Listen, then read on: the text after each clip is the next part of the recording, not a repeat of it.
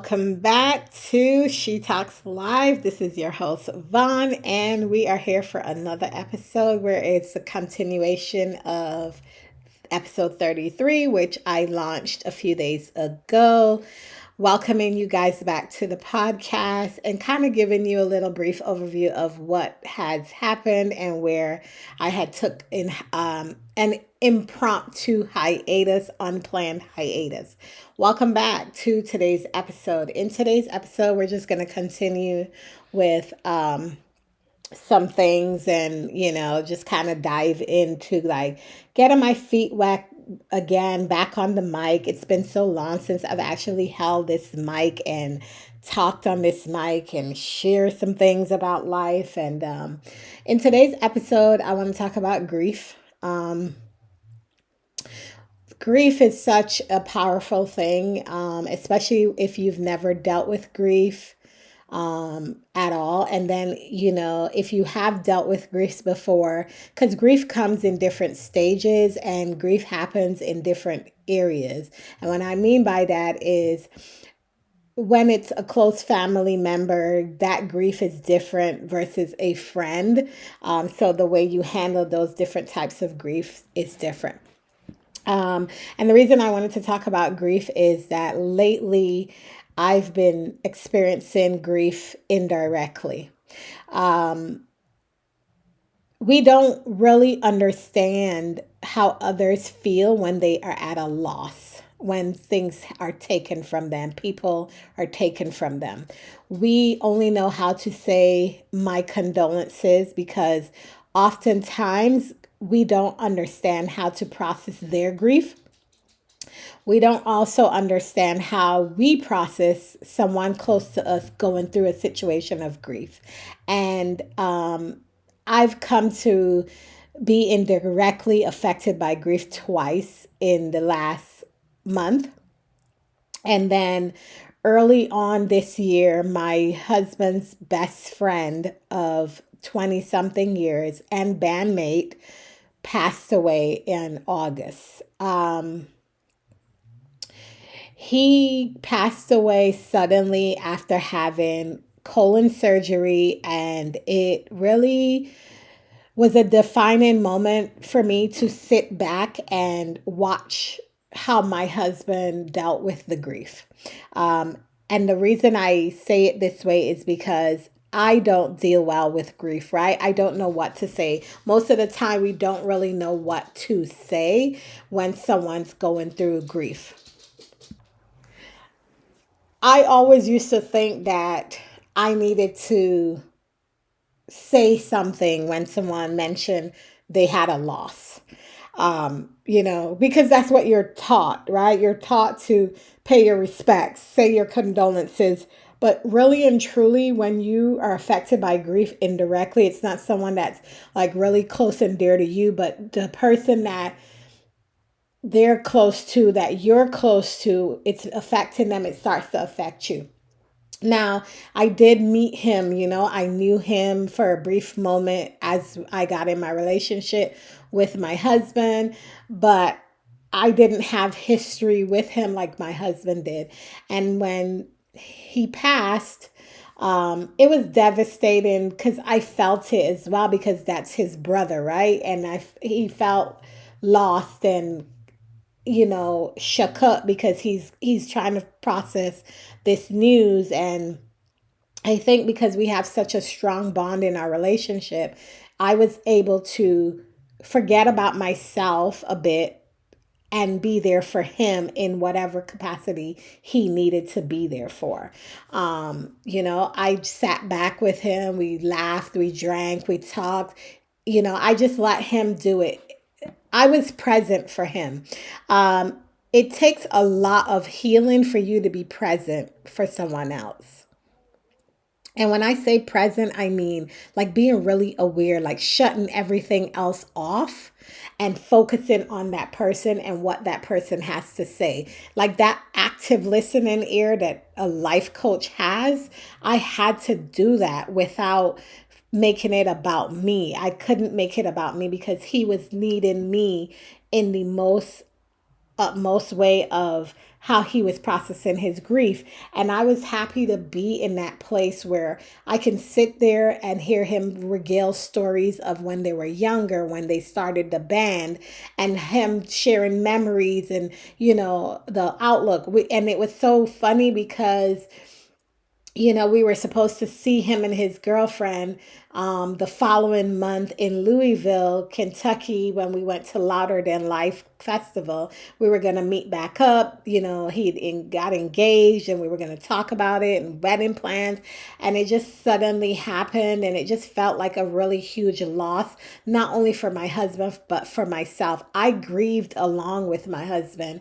And it takes a lot of healing processes for you to actually do that, because most of the time we just shut ourselves off because we don't know how to. Prior to that, my coworker of 6 years passed away, and she passed away May 4th. And I had spoken to her 2 weeks prior to that, and she explained to me that she was in the hospital, she's fighting for her life. And it was just so devastating because I knew her. I worked with her for 6 years, not just in passing, but we worked on the same team. And she had her son. He had graduated high school when she texted me and sent me the pictures of the graduation. And it looked like she was in the hospital for months on respirator. And it was like there was no there was nothing else they could do for her. And so when I got the call from my other coworker that had grew up with her in school and said, "Hey, Vaughn, Nicole passed away," that one really hurt me a lot, because that when I moved to Tennessee, her and I clicked right away and we became close. And, we've always had our little tit for tats, and we'll go around and drive around together, and she's always telling me her son thinks my accent is funny and the way that I would speak, and she's like, you just say things out the way. And just remembering her in this moment just felt good to smile about her, because she was younger than I was, and that one really hurt me. And it's because I was in therapy, I understood how to process that grief, because I did not want to go to her funeral. I didn't want to go to any of her memorials or anything like that, because in that moment when she passed away, it was so heavy on me that I just didn't know how to process it. And I called my other friend and I said, listen, I can't see her like this. Like, I can't go to her funeral or her repast. A part of me feels lost. And it's okay to say that, or it's okay to feel that. Like, I felt selfish, but I just wanted to remember her in the happiest of moments. And it just wasn't something that I could really, truly intake. It was just a lot. It was really, really heavy. And I told my therapist, I was like, a part of me felt selfish, but I was also taking care of me too, because I had to realize that this grief is hard, right? It was really hard because I hadn't seen her since the pandemic happened and we went home. I have not seen her, and I don't get to see her. I don't get to call her and say, hey, I'm coming to Nashville. Let's go have a drink or something. I don't get to do that. I do not get to do that. That grief just it's piling on. Like, I would think of her and it just dawns on me like this happened in 2023. Like, I lost a friend. This was the very first time I've lost a friend. I've lost my grandma. I've lost my granddad during the pandemic, but I've never lost a friend close to me. And it really, really was devastating to feel that way and know that I could never see Nicole again. And then I look back at my text messages and I'm like, oh my God, I spoke to her prior to her passing away. That grief was really a lot. And then my best friend had two people in a span of a month and a half that was close to her pass away. And the one was very recent. And I think this is why it's a great topic to kind of bring up is that um, she's processing grief and I want to be there for her, but I don't know how to. I really don't know how to be there for her. So, my most important way that I could show up for her is checking in to see how she's doing. How are you feeling? How's your day going today? Because this happened 2 days ago. Prior to that, last month, one of her very close friends died as well. Someone she'd mentioned to me before, and they had a good relationship because their kids went to the same school, and so they were close. And I know that that was a hard one for her because this woman was battling lung cancer for a long time, and the other one had heart problems, and it just felt like, oh my God, this has been the heaviest year for me because I was affected because my people that are close to me was affected by grief. And I was in that element with it. A lot of you might not understand or be able to process what I'm saying of like, how did it affect you? But it do affect you, right? When people go through grief or loss, people that are close to you, that you talk to, you have a relationship with, you're going to feel some of that extension of the grief on you because that's the relationship that you've had with that person. So, because my best friend lost two people that were dear to her, I feel for my best friend. She's hurting. And so a part of me is like, how can I fix it? That's the old me. The new me is just be here when she needs you. That's all you have to do. If she calls and just wants to talk your ear off, let her. If she calls and just wants to cry, let her. Like, let her process her grief how she wants to. Do not interject yourself in her grief. And so I had to really think of that because most of the time we're not present sometimes when people are going through grief. We just say the bare minimum and we walk away because it does not directly affect us, but indirectly it does. And you have to really think of it. That's what life is. Life is really going to let you see how people process different things, how people deal with traumas, deal with grief, deal with all different types of changes in their lives. So here's another thing as well. I remember that, there are times where my best friend will probably be going through something and she doesn't tell me, right? She doesn't share it with me. And that's okay. You don't have to share it with me. But if you talk to someone constantly and you're having this constant dialogue with a person over and over every day, you guys checking on each other, and you realize that their tone of voice is changing in conversation, you're hearing a lot of it's, and when I say you're hearing is if you're present, because this only happens when you are present. You got to be in the present moment to hear these things so you can understand why they're happening and how you should navigate them.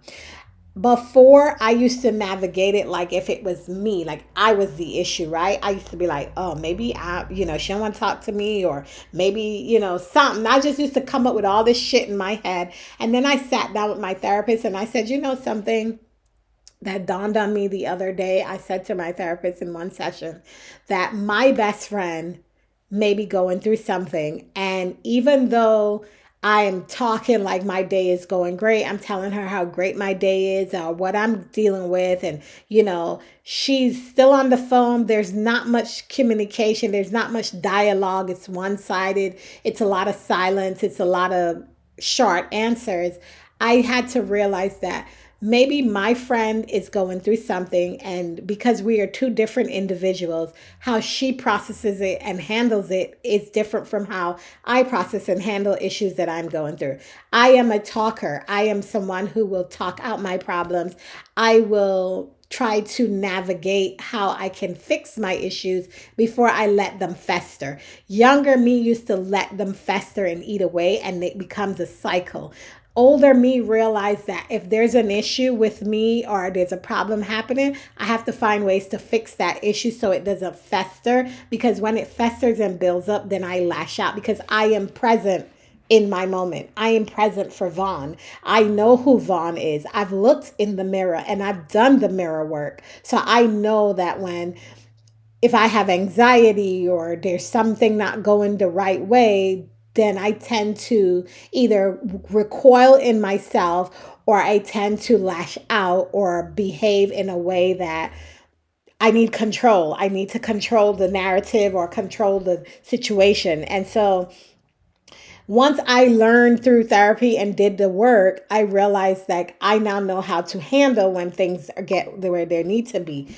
Now, with my best friend, maybe she's not at that place where she knows how to express herself to say, hey, you know what, Vaughn, I'm going through some things right now. Maybe, and I don't really feel like talking. So let me process this and I'll get back to you. A lot of times we don't all know how to do that. The reason is because we've never been given the tools to do that. So, teaching people how to say, hey, I can't talk to you today because I'm such and such. Or you don't have to ignore their call. You can just simply pick up the phone and say, hey, you know what?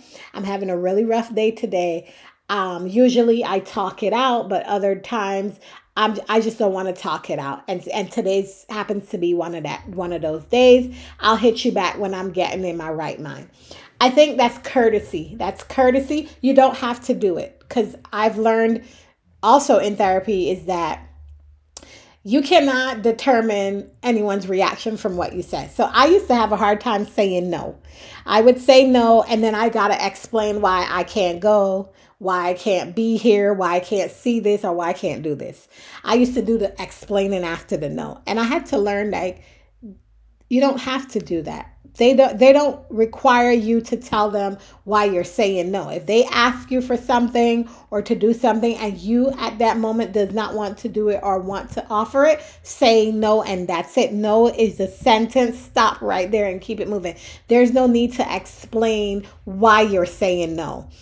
It's hard. I will tell you, it's hard to do that. But I used to constantly do it. I did it in my career when I was climbing the ladder. I felt like I had to like give an explanation if I took a day off or if I needed time to do that. Now I just say, I'm taking a mental health day. And that's it when I need a mental health day. Other times I say I'm on vacation and I don't give details. I choose when and where to be expressive and give, you know, let you know what's going on. Other times I don't have to do that because I have choices. And one of the choices I have is to tell you that, hey, I'm not in a good mood right now, so I don't want to talk. There are times where I could say, hey, I really would love to talk to you today, but not about this. So with me and my husband, something we do is when we get home from work, we give ourselves 10 to 15 minutes to talk about whatever we want to talk about. We ask about each other's day. How's your day going? What you did, whatever. If there's something that I need to vent for, I will vent, get it over with, and keep it moving. After that, we let the world go and we become who we are and live in our moment and do us, and we're in a different space. That's a boundary I have set because if I continuously come home every day and talk about work and keep going on and on the whole entire night, I will never enjoy my comforts of my home with my partner because I am focusing on all the other shit that's going on. So a part of me is like, we're not doing that anymore.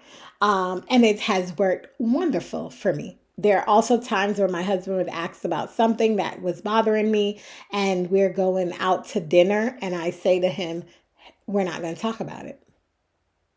And he's like, oh, nope, we're not going to talk about it. In that moment, I am setting that boundary because I want to go out with you tonight, dear, and have a wonderful dinner. I want to laugh. I want to just reminisce. I want to just have a date night where I don't bring that to the beginning of the date. And he's gotten to the point where he's learning that, okay, when she says she doesn't want to talk about it, let me let it go. Don't bring it up and so forth. So I think as we extend grace to others, we understand how it's not always about you. Don't put yourself in that position to make it about you. If someone else comes to you about their issues, let them come on their terms. Don't try to force it on your terms, because it backfires on you. It truly does. And most of the time we feel like we got to interject ourselves in people's situations. I don't want to interject. I got my own shit. I have my own shit to deal with, so I'm not going to interject on yours. I want you to feel so comfortable in this friendship or this relationship, that our bond that we have, that when you're ready to talk about your issues, that you feel that I am ready to listen for them. I'm not going to assume that I know how you're feeling or what is going on. I can only listen that, you know what? The tone of voice is different. So maybe I need to step back a little bit, let her process it, let people process things, and then they'll come to you as who they want to come to you as. I know it's difficult for us because we feel like we have to know what's going on, but in reality, that's their life and you shouldn't take on what they're going through and just mostly focus on you. I think we forget how to be present for ourselves and focus on what's going on in ourselves. It's not being selfish or selfless, but it's also being aware that you aren't directing their life. They are. And if a friend is acting a certain way or feeling a certain way, or they're not telling you anything, just be patient and wait for them to show up. Don't try to force them to show up. I've listened to a lot of people trying to force friends to show up or force people. And I've even been in that position where someone tried to force me to show up when I didn't really want to and I wasn't ready for it. And it's okay to say, hey, I just got to take a moment for myself. I need to regroup. I am the girl who needs a break from people. I don't have a lot of friends, like close knit friends that come over, because I don't like that type of relationship with friends. Me and my best friend live in two different states. I go to visit, vice versa, and we keep that relationship where it's at. Not that we don't want to be around each other, but it's just the way the world kind of worked out for us and how our friendship flows. But I've never been the girl to say, hey, how about you guys come to my house and, let's have girls' night or do that. I'm just not that kind of girl. I do enjoy one-on-one times going out with a girlfriend, but I find that I'm not my true self sometimes because I don't know what to expect when I'm in a friend setting outside, because I've never really had it, right? And so oftentimes when I'm invited somewhere for dinner or go to be with a person for brunch, it's very,